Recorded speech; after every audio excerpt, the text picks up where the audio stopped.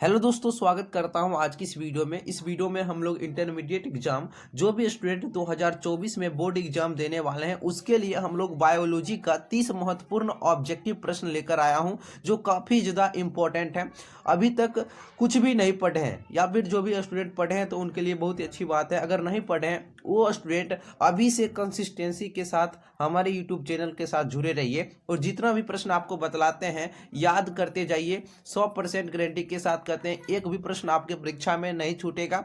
सिर्फ आपको अभी से याद करते जाना है, जितना भी प्रश्न हम आपको देंगे उस सभी प्रश्न को याद करना है, ठीक है। और इसका हम पीडीएफ आपको दे देंगे, घबराने की जरूरी नहीं है। इसका पीडीएफ हम आपको दे देंगे, कहाँ देंगे वो लास्ट में बतलाएंगे, बतला ही देते हैं। व्हाट्सएप ग्रुप और टेलीग्राम ग्रुप पर डाल देंगे, ठीक है। तो चलिए वीडियो को स्टार्ट करते हैं। पहला प्रश्न का जवाब दीजिएगा अगर आप जानते हैं, नहीं जानते हैं तो अवश्य याद रखिएगा क्योंकि ये सभी क्वेश्चन अभी तक आप कहीं पर भी नहीं करे होंगे, क्योंकि क्वेश्चन जो है आपकी परीक्षा में अच्छा तरीके से पूछता है, ठीक है ना। ये नहीं कि छोटे मोटे उतना क्वेश्चन पूछता है, तो मॉडरेट में क्वेश्चन रहता है। तो आप सभी क्वेश्चन को मिक्सिंग के साथ याद कीजिए, ठीक है ना।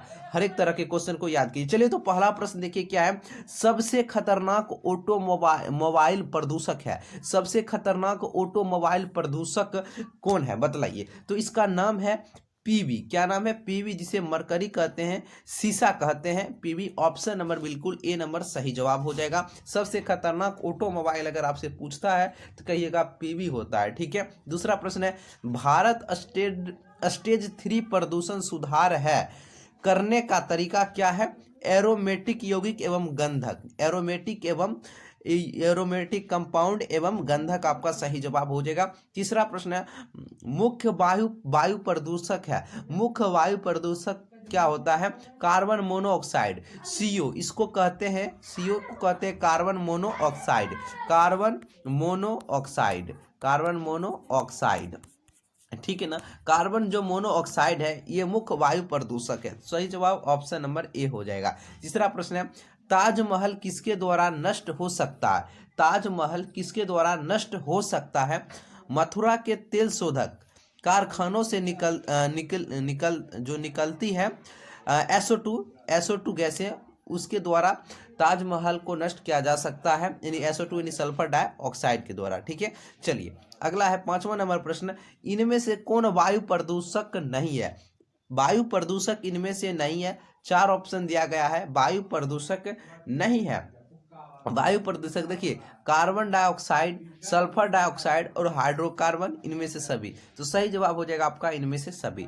अगला प्रश्न है आपका, प्रकाश रासायनिक धूम में उपस्थित शक्तिशाली तत्व जो आंखों में जलन पैदा करता है उसका नाम क्या है? उसका नाम है PAN। क्या नाम है? PAN। ऑप्शन नंबर सी हो जाएगा सही जवाब, ठीक है। चलिए अगला प्रश्न है, जैव निम्न हेतु कौन सा पदार्थ सबसे अधिक समय लेता है? जैव निम्न हेतु, इनमें से जैव निम्न में से जो 4 ऑप्शन दिया गया इनमें से कौन सा पदार्थ सबसे अधिक समय लेता है बतलाइए।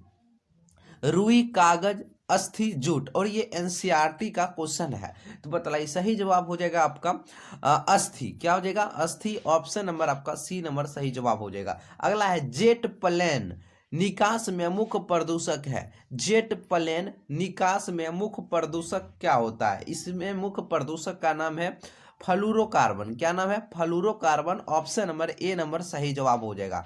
अगला प्रश्न है, इनमें कौन सा प्राकृतिक वायु प्रदूषक है? इनमें से कौन सा प्राकृतिक वायु प्रदूषक है? देखिए आपका हो जाएगा ज्वालामुखी से निकली गैसें, परागकण, धूलकण, ये सभी प्राकृतिक वायु प्रदूषक है। ऑप्शन नंबर आपका ए नंबर आपका सही, डी नंबर सही जवाब हो जाएगा इनमें से सभी। अगला है, निम्नलिखित में से कौन सा द्वितीयक प्रदूषक है? द्वितीयक प्रदूषक कौन है इनमें से? द्वितीयक प्रदूषक PAN को कहा जाता है। सही जवाब ऑप्शन नंबर सी नंबर सही जवाब हो जाएगा, ठीक है। अगला देखिए, PAN क्या है? एक गैस है, ठीक है। स्मॉग किससे संबंधित है? स्मॉग किससे संबंधित होता है? धुआं तथा कुहासा से। धुआं तथा कुहासा से। ऑप्शन नंबर ए नंबर सही जवाब हो जाएगा। अगला है, प्रदूषक की वृद्धि का कारण क्या है? प्रदूषण का वृद्धि का कारण क्या है? इसका कारण है उद्योग एवं यातायात। उद्योग एवं यातायात, ऑप्शन नंबर सी हो जाएगा सही जवाब। अगला है भारतवर्ष में पर्यावरण सुरक्षा अधिनियम किस वर्ष पास हुआ था? तो ये हुआ था 1966 में।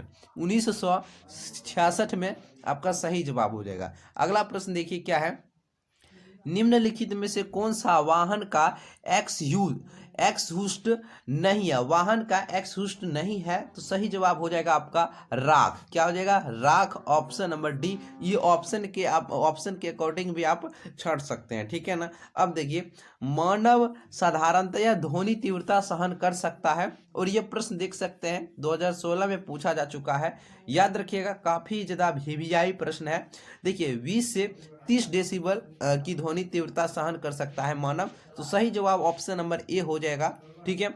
अगला है विश्व पर्यावरण दिवस मनाया जाता है। यह भी प्रश्न 2 बार परीक्षा में पूछा जा चुका है। याद रखिएगा, काफी ज्यादा वीवीआई प्रश्न है, रट ही जाना है। विश्व पर्यावरण दिवस मनाया जाता है, ये जो मनाया जाता है आपका 5 जून को मनाया जाता है, तो सही जवाब ऑप्शन नंबर बी हो जाएगा। अगला प्रश्न है आपका, वाहनों में कैटेलिटिक कन्वर्टर का उपयोग किसके नियंत्रण के लिए किया जाता है? बतलाइए। तो सही जवाब आपका क्या हो जाएगा? ऑप्शन नंबर ए हो जाएगा, वायु प्रदूषण के लिए। वायु प्रदूषण, ऑप्शन नंबर ए हो जाएगा। वाहनों में कैटेलिटिक कन्वर्टर का उपयोग किसके नियंत्रण के लिए किया जाता है? वायु प्रदूषण के लिए। अब देखिए 18 नंबर प्रश्न है, WHO के द्वारा यानी वर्ल्ड हेल्थ ऑर्गेनाइजेशन यानी विश्व स्वास्थ्य संगठन के द्वारा ध्वनि प्रदूषण का कौन सा मानक सही है? और ये भी परीक्षा में प्रश्न पूछा जा चुका है। याद रखिएगा, काफी ज्यादा इंपॉर्टेंट प्रश्न है। तो देखिए, विश्व स्वास्थ्य संगठन के द्वारा ध्वनि प्रदूषण का मानक सही है 20 से 30 डेसिबल। इसका भी सही जवाब क्या हो जाएगा? 20 से 30 डेसिबल। अब देखिए 19 नंबर प्रश्न है आपका, प्रकाश, रासायनिक, धूम, कोहरा इनमें से किससे बनता है? यह भी परीक्षा में प्रश्न पूछा जा चुका है। याद रखिएगा, अवश्य याद रखिएगा इस प्रश्न को भी। तो देखिए, प्रकाश, रासायनिक, धूम, कोहरा ये किससे बना होता है? ये बना होता है आपका ओजोन पेन एवं नाइट्रोजन डाइऑक्साइड से। ऑप्शन नंबर आपका बी नंबर सही जवाब हो जाएगा, ठीक है। चलिए अगला प्रश्न है, फोटोकेमिकल स्मॉग में कौन हमेशा उपस्थित रहता है? देखिए ये परीक्षा ये 2023 में इससे पहले बार पूछा गया था, तो याद रखिएगा प्रश्न, क्या पता पूछ दे। फोटोकेमिकल स्मॉग में कौन सा, देखिए इसी तरह से परीक्षा में पूछा गया था। अब बच्चा समझ नहीं आया था, ये सब क्वेश्चन कभी किए नहीं किए, तो सभी तरह का क्वेश्चन कीजिए, ठीक है ना। सिर्फ आसान करने से नहीं होगा, ठीक है। आसान करने में आपको मजा तो खूब आएगा, हाँ हमको तो सब आ रहा है, लेकिन आप एग्जाम में बैठिएगा ना तो क्वेश्चन नहीं बनेगा, इस बात को याद रखिएगा मेरा, ठीक है। फोटोकेमिकल स्मॉग में कौन हमेशा उपस्थित रहता है? देखिए कौन हमेशा उपस्थित रहता है? देखिए O3 रहता है, ऑक्सीजन, ओजोन, सॉरी O3 मतलब हुआ ओजोन। क्या हुआ?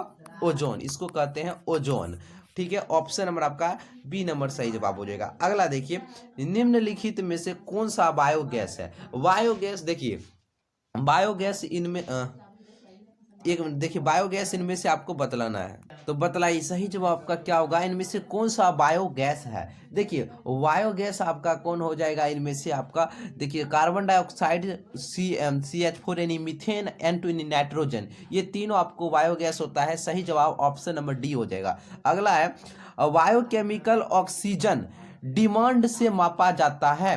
देखिए बायोकेमिकल ऑक्सीजन डिमांड से क्या मापा जाता है? इसके डिमांड से मापा जाता है वर्ज्य को विघटित करने हेतु घुलित ऑक्सीजन की मांग सूक्ष्म जीव के द्वारा। यही सही जवाब आपका हो जाएगा।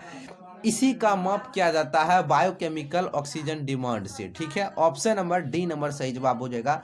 अगला प्रश्न है आपका, वाहित मलजल के शुद्धिकरण में क्रियाशील होते हैं। देखिए वाहित मलजल के शुद्धिकरण में क्रियाशील होते हैं, इसमें क्रियाशील होते हैं जीवाणु होते हैं।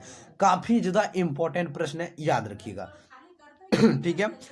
अगला है आपका, सैनिटरी लैंडफिल को किनके विकल्प के रूप में अपनाया गया था? यह प्रश्न 2023 में प्रश्न पूछा गया था, तो बतलाइए सही जवाब आपका क्या होगा? सही जवाब हो जाएगा आपका खुला जलता हुआ ढेर। सही जवाब क्या हो जाएगा? Option number A, sanitary landfill को किनके विकल्प के रूप में अपनाया गया था? खुला जलता हुआ ढेर में। देखिए 2023 में इस तरह से प्रश्न पूछा गया था, तो आपको ही बुझेबे नहीं किया होगा। अगर जो भी स्टूडेंट दिया होगा 2023 में, तो समझिए सब तो आसान करके गया होगा, लेकिन ये इस तरह से क्वेश्चन आएगा तो कैसे बनाएगा? ठीक है, देखिए अगला, देखिए 28 नंबर, यूट्रोफिकेशन पराया देखा जाता है। बतलाइए, यूट्रोफिकेशन पराया ये देखा जाता है किस में ये देखा जाता है यूट्रोफिकेशन? तो सही जवाब आपका बतलाइए। सही जवाब आपका हो जाएगा बिल्कुल ऑप्शन नंबर ए, स्वच्छ जलीय झीलों में। स्वच्छ जलीय झीलों में। अगला है, निम्नलिखित में से कौन सा एक व्यवस्थित कीटनाशक है? और देखिए 2023 में ये प्रश्न पूछा गया था। देखिए फ्यूराडेन, फूराडेन ये आपका व्यवस्थित कीटनाशक होता है, फूराडेन। ऑप्शन नंबर बी नंबर सही जवाब हो जाएगा। अब देखिए अगला प्रश्न है आपका, घरों में हानिकारक विकिरण के मुख्य स्रोत क्या है? घरों में हानिकारक विकिरण के मुख्य स्रोत आपको बतलाना है, कौन होता है इसका मुख्य स्रोत? बतलाइए। देखिए इसका मुख्य स्रोत होता है आपका चूल्हा होता है, चूल्हा। ठीक है, 31 नंबर प्रश्न है, निम्नलिखित में से जैव आवर्तीकरण का कारण किसे माना जाता है? ये 2020 में प्रश्न पूछा गया था, याद रखिएगा, काफी ज्यादा इंपॉर्टेंट क्वेश्चन है। तो देखिए सही जवाब हो जाएगा आपका पारा और डीडीटी। ठीक है, पारा और डीडीटी दोनों को माना जाता है, तो याद रखिएगा जैव आवर्तीकरण कारक का कारण ऑप्शन नंबर आपका सी नंबर सही जवाब होगा। इसका पीडीएफ है ना, हम आपको व्हाट्सएप ग्रुप और टेलीग्राम ग्रुप पर दे देते हैं। इसका दोनों ग्रुप का लिंक इस वीडियो के डिस्क्रिप्शन बॉक्स में आपको मिल जाएगा। वीडियो के डिस्क्रिप्शन बॉक्स में, जैसे वीडियो का टाइटल जो होता है ना, उस टाइटल पर क्लिक कीजिएगा तो डिस्क्रिप्शन आपका खुल के आ जाएगा, वहां पर आपको लिंक दिया रहेगा, ज्वाइन हो जाइएगा जो स्टूडेंट ज्वाइन नहीं हुए हैं। और इस सभी प्रश्न को अभी से याद करते जाइए, कंसिस्टेंसी आपको प्रत्येक दिन वीडियो मिलता रहेगा, और पूरा सिलेबस बहुत ही अच्छे तरीके से, जितना भी क्वेश्चन है सभी प्रश्न करवा देंगे, एक भी प्रश्न छूटेगा नहीं, ये गारंटी है। ठीक है, तो आज के लिए इतना ही, फिर मिलते हैं नए वीडियो में। अच्छा लगा तो लाइक जरूर कर दीजिएगा।